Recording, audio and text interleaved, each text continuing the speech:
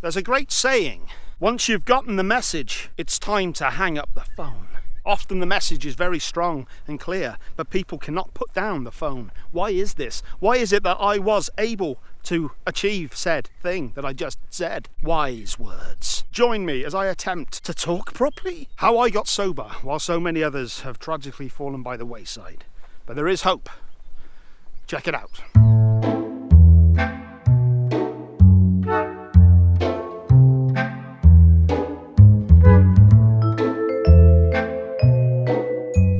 My settings were all wrong. The camera, I mean. So, welcome back to another video, trying to do something a bit different. A bit more, this is what the channel was about in the first place, these sorts of things. For those of you who are interested in my fitness challenges and everything that I've got going on at the moment, you can check those out on the channel. I'm going to be putting a playlist together. How is it that I got sober and stayed sober while so many others didn't? What was it that led me to it? I'm kind of interested to see how I go with this one, because I've been writing out notes for this one for quite a little while, just little bullet points. I've never really explored it fully. I'm rambling. I'd like to say as well, despite the subject matter, I want to try and make this quite a fun, more light-hearted video as well, because part of the reason that I got sober in the first place was to not be such a miserable prick anymore. I got sober so that I could enjoy life, enjoy all of its fruits, though I very rarely indulge in any of them. Now, there are many stages to alcohol problems. Like all of you, no doubt, I started drinking when I was in my teens and loved it. It's all just fun. It's all just fun and games. If you were shy and awkward like I was, and still am, then I'm sure you would have used it as a social lubricant, so to speak. A great way to loosen up and unwind and just become less inhibited. Let your hair down and join in. Be normal for a change. Drinking continues throughout your 20s, of course, and it's still fun. You're still young, more independent. You're working now and earning your own money and getting out there and partying more. You're working hard, but you're playing hard as well. And it's still somewhat acceptable in your 20s. Then you get into your 30s. Things start to feel a little worse than they did. The hangovers are getting a little worse. Spending a bit too much money on alcohol, maybe. Maybe you're taking the eye off the ball in other areas of your life. And when you're in your 30s and you're getting drunk all the time as well, it starts to become less attractive, especially as you get to your late 30s. It was my late 30s that I finally gave up. I'd given up many times in the past, but kind of fallen off the wagon again. The main reason was I just wasn't having fun with it anymore, and I was sick and tired of not being productive. And that's my main reason for staying sober. To be productive. I do this channel and I do my music review channel, Free to Be Who I Be, along with a full-time job, and I'm pretty busy all the time. And now I've been starting the exercise side of things as well, along with the walking, of course. But how did I know I wanted to stop, as I said, when so many other people don't? Well, the first thing is you probably don't realise you've got a problem. That was quite a thing for me, not realising that I had an issue. You don't ever think of yourself as being an alcoholic or being somebody with any kind of addiction problem, until maybe the first time you try and stop. And then it's like, this isn't as easy as I thought. Myself, I tried many times and I was successful a few times. I think the longest I did was 6 months. But then when you fall back into it, you fall back into it hard, and before you know it, you're just getting hammered all the damn time. One very big thing for me, I remember, was one Christmas. And I must have drunk probably about 5 bottles of wine. Obviously it's Christmas Day, so I'm eating stupid amounts of food as well, so I'm kind of soaking up the alcohol. But you kind of think that you're not as drunk as you are. You know, you hit that peak in how drunk you are, or at least I did, and I wasn't getting any more, but I carried on drinking and drinking and drinking. And my dad gave me a lift home that night. And my dad's a very stoic guy, he doesn't say much. But that night he just said, as he was driving me home, he just said, "A little bit worried about your drinking." Very simple words. I think because it came from him and he'd never said anything before, I guess those words had extra weight. And it wasn't like it was an immediate thing, it wasn't like a revelation of, my God, he's right. But maybe that planted the seeds. Like, okay. I've since found from people that I haven't seen in years as well that they often suspected that I had an issue with alcohol as well. Nothing was said at the time, of course, as is often the way. At this point I was probably in denial for a little while. I knew deep down what was going on, but I guess I always had that thing in the back of my head of, when I want to quit, I'll quit. Won't be a problem, but it is a problem. So then I reached a phase of realising that maybe quitting was not as easy as I thought. I understand very well what it's like to wake up in the morning with a hangover and saying you're never going to do it again, but kind of having that doubt in your mind. It's a horrible feeling when you can't trust yourself. It's a horrible feeling when you're saying, that's it, nope, never again, I'm not going to do it. But there's that part of you that doesn't believe it. I don't believe what I'm saying. I'm not sure I can do this. Then I had quite a bad period of not thinking I could quit. My God, I'm going to be one of those people. I'm going to be one of those sad fucks who just continually puts on weight and gets worse and worse and more haggard and just not getting anywhere in life. But there was something that saved me. Music is a big part of it. Not only have I always been a huge music fan, but I've also always been very interested in reading interviews and biographies about bands, etc. Basically gaining as much knowledge as possible. And I think this is one of the things that really has always been in the back of my head, that someday this might happen to me. But we'll get into that in a minute. Something else that really helped in getting me to quit, as I said, was wanting to be more productive in life. I think for a while I've always known that if you want to get anywhere in life, you do have to work hard. All of us can moan about not having enough, or not having any opportunities, or not having any money. All of us have had occasion where we've looked at somebody else who's more fortunate than us and talk shit about them. Why did they get what they got when I got what I got? And it's because more than likely they worked hard to get it. There aren't many people who just get things handed to them. A lot of people really do work hard to get things. And I think something that really stood out for me was the punk rock work ethic, the do-it-yourself attitude, which I've only just started applying to my own life, really. In '94, I think it was, the great Henry Rollins, who has been a constant in my life. I don't agree with everything he says by any stretch, but I've always been in awe of the man, and I've always respected him greatly. I remember seeing the video for Liar, and I thought it was a fun enough song. Certainly an interesting video. It was a double A-side single, that one, I believe. It was Liar and Disconnect. And Disconnect I really resonated with, especially the video, which is essentially a take on Taxi Driver. The alienation, the idea that Rollins wanted to pull his brainstem out and unplug myself. I want to do it right now. I'm going to pull it out. What does this have to do with anything? Well, I was in my local record store at the time, Badlands in Cheltenham. I also did a video for Record Store Day. Check that one out. I knew that Henry used to be in a band called Black Flag, and I saw this CD, double CD, Get in the Van on the road with Black Flag. And I bought it straight away. I didn't even look at the back of it. I just assumed it was like a greatest hits compilation. At first, I was really annoyed to find that it was spoken word. It was Henry reading from his journal writings, 1981 to 1986, I believe it was. I listened to it anyway because I paid for the damn thing, and I was amazed at how much I connected with what he was saying. Alienation, depression, anxiety, hatred of people. You know, that sort of thing when you're younger and you realise that other people do feel the same way you do. It really can boost you up, make you feel better about yourself. I was amazed to find that he didn't drink or do drugs. In fact, he was dead against that shit. He did have a little flutter with acid and mushrooms, I believe, for a little while, but he's been pretty much straight edge his entire life. That was quite an eye-opening thing. It's like, wow, a rock and roll star who doesn't do this shit. That was quite an eye-opening experience. And the idea of work ethic was something that Henry very much exudes. So that was implanted in my head from that point on.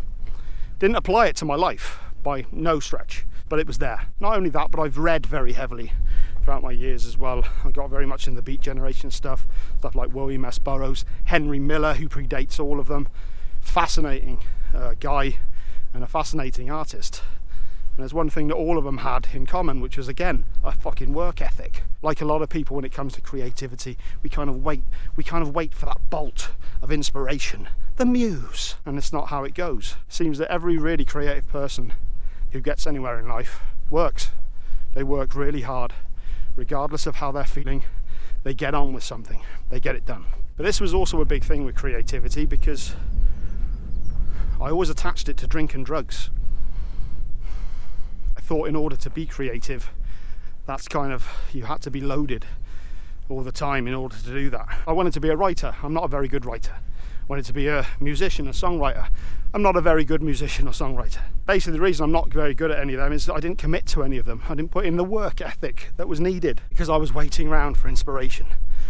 And what basically happened was I realised that all this time I was waiting for inspiration, I was basically just getting fucked up. Now, as the years have gone by, more and more of my heroes have gotten sober. James Hetfield from Metallica, of course. I love watching interviews with that guy. He just seems like such a cool guy. He really does. And it's been a real pleasure to see his journey over the years. A lot of people slag off Metallica. I got nothing but love and respect for Metallica. Hetfield in particular. I think he's a really inspiring guy. And I love how open he's been about his issues over the years. I started hearing about Devin Townsend, another one of my all-time heroes. He got sober. I listened to a lot of the commentaries for his albums.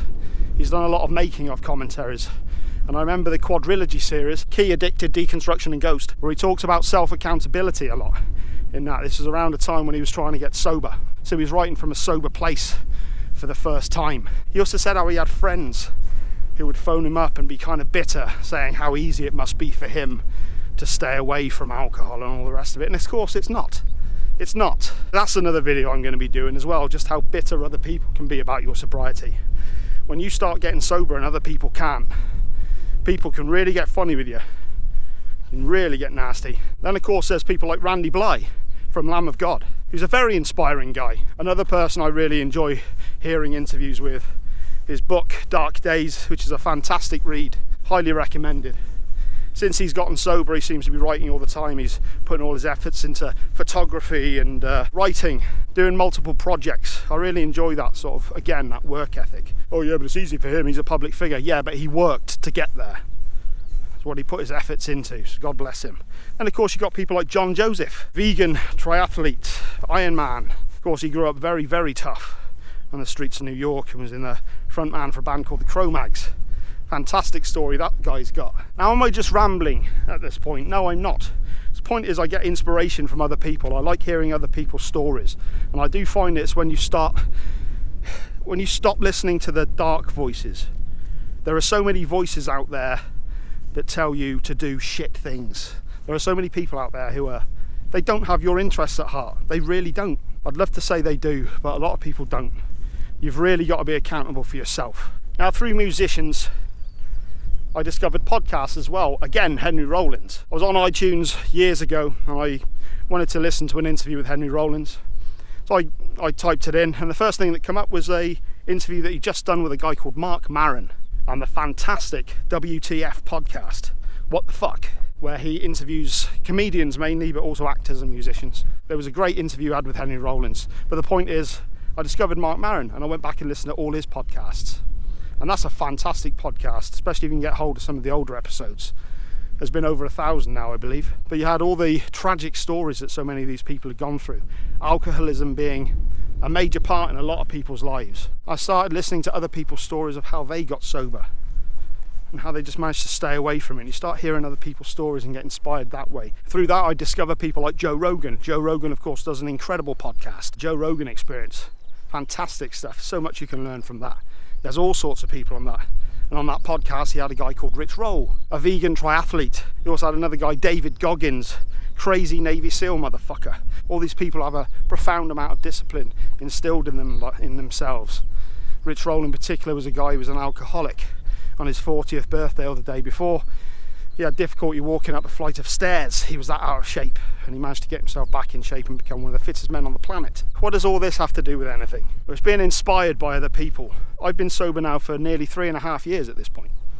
Once so long ago, I made a video about being 3 years sober. Check that one out if you haven't already, why not? The first year was just about being sober. I didn't really change too much about my life other than just not drinking. Like anything in life, when you first start something, you feel really good. Of course, if you've been drinking all the time and you finally do manage to stay off it for a little while, once you get past that 10-day mark, once you've kind of gone through all the withdrawal and all that shit, you do genuinely start to feel better, and you enjoy feeling better, and you have a buzz for a little while because you feel great. It's awesome. It's like, God, man, I could stay like this forever, this is great. But of course that doesn't last, because you get bored of it. You look outside and it's gorgeous weather and you just want to get out there, and what's better than just having a drink out in the park with your friends? But I stayed focused through the means that I've just talked about, by listening to podcasts, by reading up on nutrition and from other people who've been in recovery and reading their story, and just constantly trying to stay in that frame of mind. Education is a very important thing. It's amazing how many people don't understand what's going on in anything. I'm not sure I do. So many people have a very strange view on what they think real nutrition is. So many people are reluctant to see any kind of issue with alcohol. How many of you have been in this position where you've decided to not necessarily quit alcohol, but stay away from it for a while? You know, you've been hitting it particularly hard for a little while and you think, you know what, I'm just going to take a month out. I need to, save a little bit of money maybe, and I'm just sick of the hangovers. So maybe you bump into somebody you haven't seen for a little while and you say, I'm not drinking today, mate, just staying away from it a bit. And then of course they'll do that response that they always do. Why? Because some people really don't understand that there is more to life than just getting messed up. You're brought up with drink culture, especially when you live in Englandshire, like my good self. I've gone way off track. I'm not sure if I've made much sense on this one at all. Really don't. Part of me always knew though that I was capable of doing more.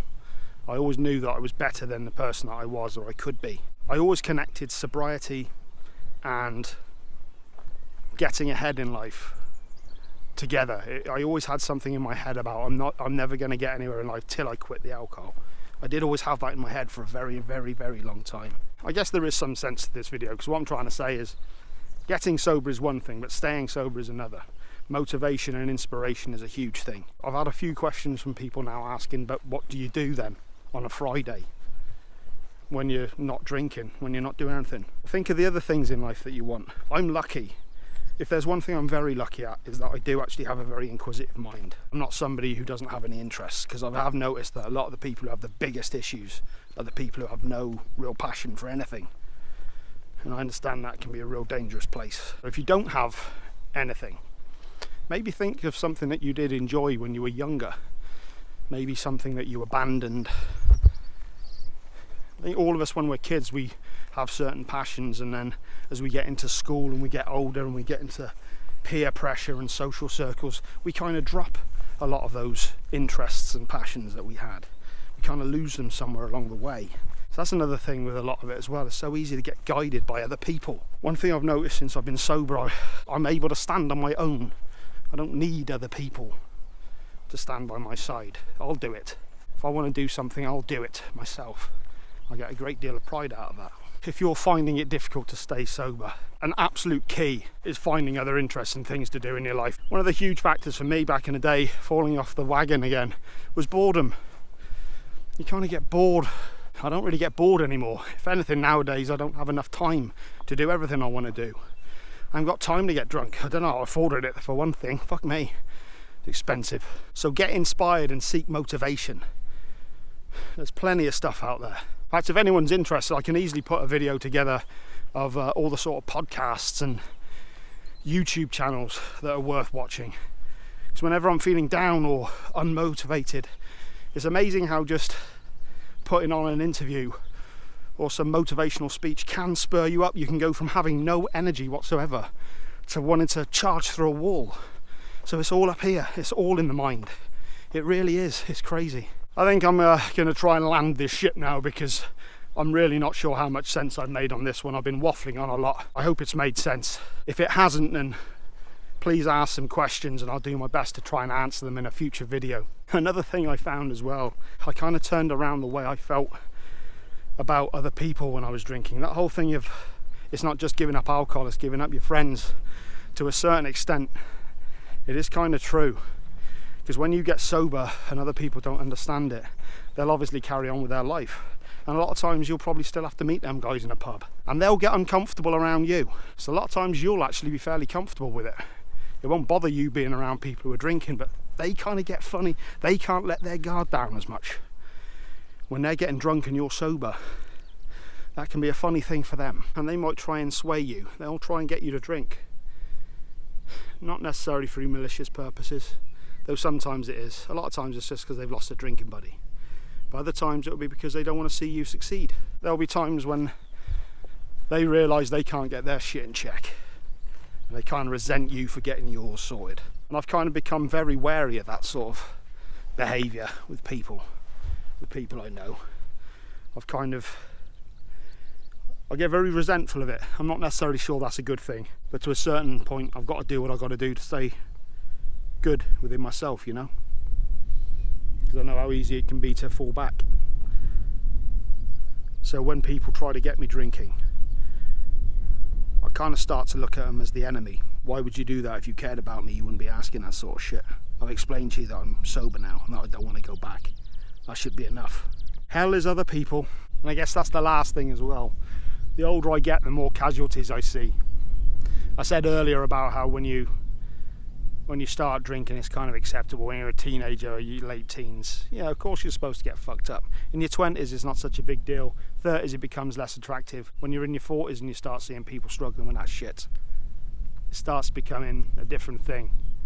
You really see it for what it is. You start seeing people that are grossly overweight, looking like shit, bags under their eyes, wrinkles. I don't look too bad for 42 considering. And a lot of that I put down on the fact that I don't drink anymore. How do I stay sober? However I can, basically. Whatever works for me, whatever tactic I've got to pull in my head to keep myself motivated. And I guess the main one is this: the longer it goes on, the easier it gets in many ways. First of all, it becomes kind of an automatic thing. You don't think about it so much. Unless, of course, I'm making a video about the goddamn subject, a long one as well by the looks of it. Forgotten what I was saying now. But one of the main things I think that's kept me sober for so long now, especially once I hit the year mark, has been that thought of getting hammered again and waking up with that hangover and instantly being transported back to that place. Because you all know it doesn't matter how long you've stayed away from it. Once you've broken the seal, so to speak, you're kind of back to square one again, because there's that part of you that just thinks, well, I've fucking done it now. And I think at this point that's probably the main thing that keeps me going. The idea of ruining 3.5 years of sobriety with that one hangover, that one raging hangover where you just go, oh no.